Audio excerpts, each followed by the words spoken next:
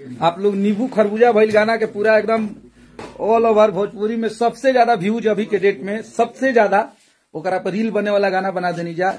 शेर हमारा ऐसे थोड़ा सा उसको आजादी दिया गया तो फाड़ दिया पूरा भोजपुरी में। एक रैंडम मच गया 8 दिन में 21 मिलियन निमन लोग पर से लालू के रिकॉर्ड कर दी। तो ये है हमारे हिट मशीन ट्रेंडिंग स्टार का जलवा।